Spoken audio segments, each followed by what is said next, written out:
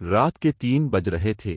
अली अपने कमरे में बैठा एक नावल पढ़ रहा था जब अचानक खिड़की पर हल्की सी दस्तक हुई। उसने चौंक कर खिड़की की तरफ देखा।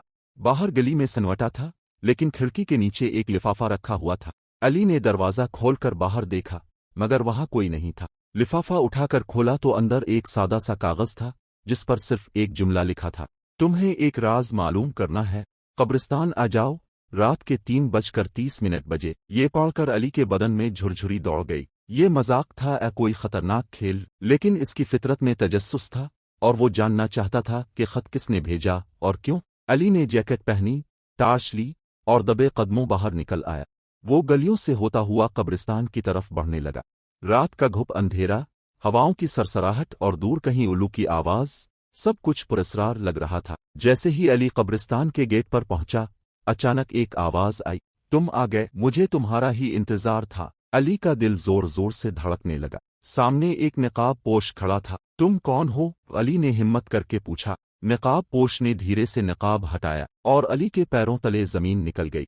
वो इसका अपना बचपन का दोस्त काशिफ था, जो 5 साल पहले एक हादसे में मर चुका था। ये मुमकिन नहीं। अली पीछे हटने लगा।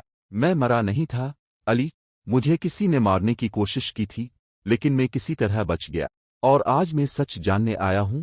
काशिफ की आंखों में अजीब सी चमक थी। क्या मतलब? अली ने घबरा कर पूछा। मेरे साथ आओ, मैं तुम्हें वो सच दिखाने जा रहा हूं जो तुम्हें भी खतरे में डाल सकता है।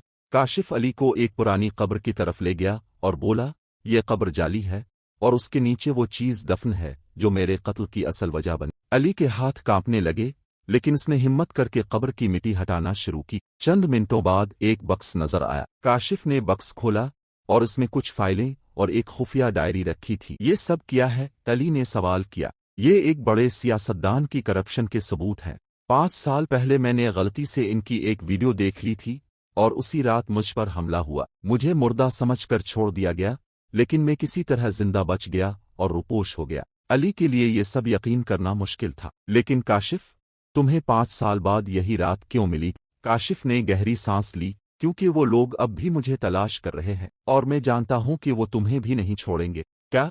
अली की सांस अटक गई। इसी लम्हे एक गाड़ी की हेडलाइट्स कब्रों पर पड़ी। कोई तेजी से उनकी तरफ आ रहा था। वो आ गए। अली, तुम्हें भागना होगा, काशिफ ने फाइलें अली के हवाले करते हुए कहा।